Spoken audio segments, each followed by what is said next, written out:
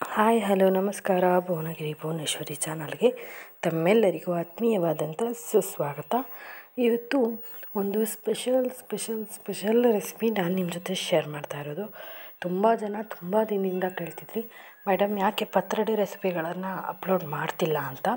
ಹಾಗಾಗಿ ಇವತ್ತು ನಾನು ನಿಮ್ಮ ಜೊತೆ ಒಂದು ತುಂಬ ರುಚಿಕರವಾಗಿ ಆಗುವಂಥ ಪತ್ರೊಡೆ ರೆಸಿಪಿಯನ್ನು ಶೇರ್ ಮಾಡ್ತಾಯಿದ್ದೀನಿ.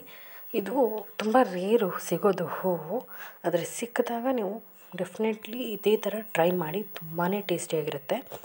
ಹಾಗಾದರೆ ಬನ್ನಿ, ಇದು ಯಾವ ಹೂವು, ಹೇಗೆ ಮಾಡೋದು ಈ ರೆಸಿಪಿನ ನೋಡ್ಕೊಂಬರೋಣ. ಅದಕ್ಕೂ ಮೊದಲು ನೀವು ಇದೇ ಫಸ್ಟ್ ಟೈಮ್ ನನ್ನ ಚಾನಲ್ನ ನೋಡ್ತಾ ಇದ್ದರೆ, ನಮ್ಮ ಚಾನಲ್ ಭುವನಗಿರಿ ಭುವನೇಶ್ವರಿಯನ್ನು ನೋಡ್ತಾ ಇದ್ದರೆ ದಯವಿಟ್ಟು ಸಬ್ಸ್ಕ್ರೈಬ್ ಆಗಿ, ಹಾಗೆ ಪಕ್ಕದಲ್ಲಿರುವಂಥ ಬೆಲ್ಲೈಕನ್ನ ಕೂಡ ಒತ್ತಿ ಅದರಲ್ಲಿ ಆಲ್ ಅನ್ನೋದನ್ನ ಸೆಲೆಕ್ಟ್ ಮಾಡ್ಕೊಳ್ಳೋದ್ರಿಂದ ನಾನು ಹಾಕುವ ಬೇರೆ ಅಥವಾ ಹೊಸ ರೆಸಿಪಿ ವಿಡಿಯೋಗಳು ನಿಮಗೆ ನೋಟಿಫಿಕೇಷನ್ ಮೂಲಕ ಬರುತ್ತೆ. ಆಗ ನಾನು ಹಾಕಿದ ಕೂಡಲೇ ಯಾವುದೇ ರೆಸಿಪಿ ವಿಡಿಯೋಗಳನ್ನು ನೀವು ನೋಡ್ಬೋದು. ಜೊತೆಗೆ ನಿಮ್ಮ ಫ್ಯಾಮಿಲಿ, ಫ್ರೆಂಡ್ಸ್, ರಿಲೇಟಿವ್ ಯಾರಿಗಾದರೂ ನನ್ನ ಈ ರೆಸಿಪಿ ವಿಡಿಯೋಗಳನ್ನು ಶೇರ್ ಮಾಡಿ. ಹಾಗೆ ನನ್ನ ಚಾನಲ್ನ ಸಬ್ಸ್ಕ್ರೈಬ್ ಆಗಲಿಕ್ಕೂ ಕೂಡ ಹೇಳಿ. ಮತ್ತು ನಿಮಗೆ ಯಾವುದಾದ್ರೂ ಇಷ್ಟ ಆಗುವಂಥ ರೆಸಿಪೀಸ್ ಬೇಕಿದ್ದರೆ ಅಥವಾ ನನ್ನ ಈ ರೆಸಿಪಿ ಬಗ್ಗೆ ಏನಾದರೂ ಕಮೆಂಟ್ ಇದ್ದರೆ ದಯಮಾಡಿ ಕಮೆಂಟ್ ಸೆಕ್ಷನಲ್ಲಿ ತಿಳಿಸಿ. ಆದರೆ ಬನ್ನಿ, ಇವತ್ತಿನ ಪತ್ರೊಡೆ ರೆಸಿಪಿನ ಸ್ಟಾರ್ಟ್ ಮಾಡೋಣ. ನೀವಿಲ್ಲಿ ನೋಡ್ತಿರ್ಬೋದು, ಇದು ಸಿಹಿ ಕುಂಬಳಕಾಯಿಯ ಹೂವು, ಅಂದರೆ ಚೀನಿಕಾಯಿ ಅಂತಲೂ ಅಂತಾರೆ, ಸಿಹಿ ಕುಂಬಳಕಾಯಿ ಅಂತಲೂ ಅಂತಾರೆ. ಅದರ ಹೂಗಳು ಇದು ಒಂದೇ ದಿನಕ್ಕೆ ಇಷ್ಟೊಂದು ಹೂ ಸಿಗೋದು ಕಷ್ಟ. ಬಳ್ಳಿ ನಿಮ್ಮಲ್ಲೇ ಇದ್ದರೆ ಒಂದು 3-4 ದಿನದಿಂದ ಹೂವನ್ನ ನೀವು ಸ್ಟೋರ್ ಮಾಡಿ ಇಟ್ಕೊಂಡ್ರೆ ಒಂದು ದಿನ ನೀವು ಮಾಡ್ಬೋದು ಈ ರೆಸಿಪಿನ. ಅಂದರೆ ಸುಮಾರು ಒಂದು ಮುಷ್ಟಿ ಆಗೋಷ್ಟಾದರೂ ಇದರ ಹೂವು ಬೇಕು ನಿಮಗೆ. ನೋಡಿ, ನಾನು ಈ ಥರ ಕಟ್ ಮಾಡಿಬಿಟ್ಟು ಇಟ್ಕೊಂಡಿದ್ದೀನಿ ಸಣ್ಣದಾಗಿ. ಸ್ವಲ್ಪ ನಿನ್ನೆ ಹೂವಾಗಿದ್ರೂ ಏನು ತೊಂದರೆ ಇಲ್ಲ, ಈ ಥರ ಕಟ್ ಮಾಡಿ ಇಟ್ಕೊಳ್ಳಿ. ಚೆನ್ನಾಗಿ ಸೋಸಿಬಿಟ್ಟು, ಅಂದರೆ ಹುಳ ಏನಾದರೂ ಇರ್ಬೋದು, ಹಾಗಾಗಿ ಚೆನ್ನಾಗಿ ಕ್ಲೀನ್ ಮಾಡಿ ಸೋಸಿ 2 ಸಲ ವಾಶ್ ಮಾಡಿ ತೊಳೆದು ಇಟ್ಕೋಬೇಕಾಗತ್ತೆ. ನಾನೀಗ ಆಲ್ರೆಡಿ ತೊಳೆದ್ಬಿಟ್ಟು ರೆಡಿ ಮಾಡಿ ಇಟ್ಕೊಂಡಿದ್ದೀನಿ. ಈಗ ಇದಕ್ಕೆ ಬೇರೆ ಇನ್ನೊಂದು ಮಸಾಲೆ ಮಾಡಬೇಕು, ಅದನ್ನು ಈಗ ಮಾಡ್ಕೊಳ್ಳೋಣ. ಇದಕ್ಕೆ ಮೊದಲಿಗೆ ಒಂದು ಮಿಕ್ಸಿ ಜಾರನ್ನ ತೊಗೊಳ್ಳಿ. ಮಿಕ್ಸಿ ಜಾರ್ಗೆ ಒಂದು ಸಣ್ಣ ಬೌಲಲ್ಲಿ 1 ಬೌಲಷ್ಟು, ಅಂದರೆ ಒಂದು 2 ಸ್ಪೂನ್ ಆಗೋಷ್ಟು ಒಣ ಕೊಬ್ಬರಿಯನ್ನು ಹಾಕ್ತಾಯಿದ್ದೀನಿ. ಹಾಗೆ 1 ಚಿಟಿಕೆ ಆಗೋಷ್ಟು ಅರಿಶಿನ, ಹಾಗೆ 1 ಸ್ಪೂನ್ ಆಗೋಷ್ಟು ಕಾಶ್ಮೀರಿ ರೆಡ್ ಚಿಲ್ಲಿ ಪೌಡರ್. ನೀವು ಯಾವ ರೆಡ್ ಚಿಲ್ಲಿ ಪೌಡರ್ ಬೇಕಾದರೂ ಯೂಸ್ ಮಾಡ್ಬೋದು, ಇಲ್ಲಾಂದರೆ ಒಣ ಮೆಣಸು ಕೂಡ ಯೂಸ್ ಮಾಡ್ಬೋದು. ಹಾಗೆ ಸುಮಾರು ಸಣ್ಣ ಗಾತ್ರದ ಒಂದು ಹುಣಸೆಹಣ್ಣು, ಹಾಗೆ 1 ದೊಡ್ಡ ಸ್ಪೂನಲ್ಲಿ ಧನಿಯಾ, ಕೊತ್ತಂಬರಿ, ಒಂದು ಅರ್ಧ ಸ್ಪೂನ್ ಆಗೋಷ್ಟು ಜೀರಿಗೆ, ಹಾಗೆ 1 ಸ್ಪೂನ್ ಆಗೋಷ್ಟು ಗರಂ ಮಸಾಲ. ನೀವು ಹೋಮ್ಮೇಡ್ ಗರಂ ಮಸಾಲ ಬೇಕಾದ್ರೂ ಯೂಸ್ ಮಾಡ್ಬೋದು, ಅಥವಾ ಬೇರೆ ಗರಂ ಮಸಾಲ ಕೂಡ ಯೂಸ್ ಮಾಡ್ಬೋದು.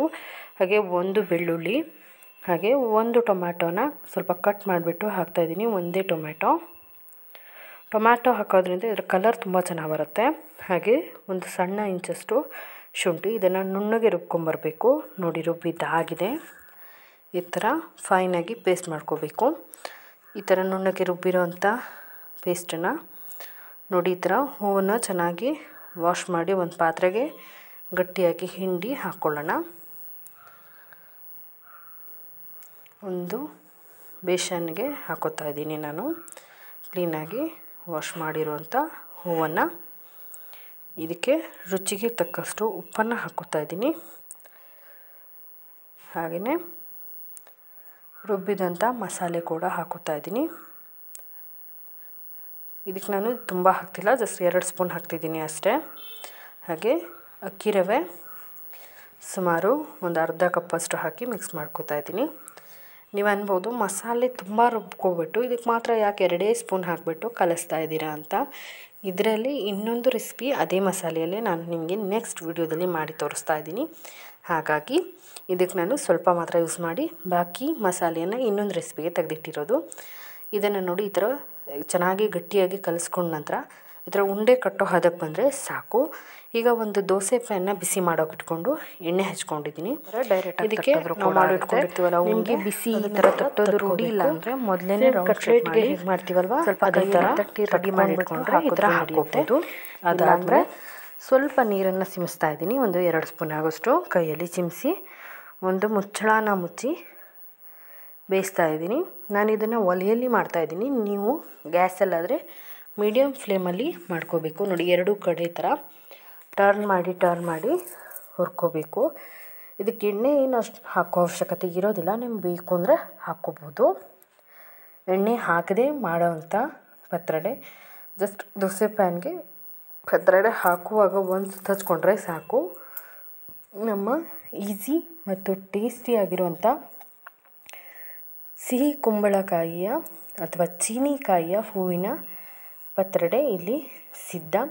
ನೋಡ್ತಿರ್ಬೋದು ಎಷ್ಟು ಚೆನ್ನಾಗಿ, ಕಲರ್ ಕೂಡ ಎಷ್ಟು ಚೆನ್ನಾಗಿ ಬಂದಿದೆ. ಅದಕ್ಕಿಂತಲೂ ರುಚಿ ತುಂಬಾ ಚೆನ್ನಾಗಿರುತ್ತೆ. ನೀವು ನಾನ್ ವೆಜ್ ಪ್ರಿಯರಾಗಿದ್ದರೂ ಕೂಡ ಇದನ್ನು ತುಂಬ ಇಷ್ಟಪಡ್ತೀರಾ, ಅಷ್ಟು ರುಚಿಯಾಗಿರುತ್ತೆ. ನೀವು ಕೂಡ ಈ ರೆಸಿಪಿನ ಮನೆಯಲ್ಲಿ ಟ್ರೈ ಮಾಡಿ, ಜೊತೆಗೆ ಹೇಗೆ ಬಂತು ಅನ್ನೋದನ್ನ ಕಮೆಂಟಲ್ಲಿ ತಿಳಿಸಿ. ಇದೇ ಫಸ್ಟ್ ಟೈಮ್ ನೋಡ್ತಾ ಇರೋರು ನನ್ನ ಚಾನಲ್ನ ಸಬ್ಸ್ಕ್ರೈಬ್ ಆಗಿ, ಹಾಗೆಯೇ ಪಕ್ಕದಲ್ಲಿರುವಂಥ ಬೆಲ್ಲೈಕನ್ನ ಕೂಡ ಒತ್ತಿ. ಇದರ ಜೊತೆಗೆ ಇನ್ನೊಂದು ರೆಸಿಪಿಯ ಲಿಂಕನ್ನು ಕೂಡ ಕೊಟ್ಟಿದ್ದೇನೆ, ಅದನ್ನು ಕೂಡ ಚೆಕ್ ಮಾಡಿ. ಆ ರೆಸಿಪಿ ಕೂಡ ನಿಮಗೆ ಇಷ್ಟ ಆಗುತ್ತೆ ಅನ್ಕೋತೀನಿ. ಹಾಗಾದರೆ ಇನ್ನೊಂದು ರೆಸಿಪಿ ಜೊತೆ ಮತ್ತೆ ಅಲ್ಲಿವರೆಗೂ keep watching Bhuvanagiri Bhuvaneshwari channel. Thank you so much. Bye friends.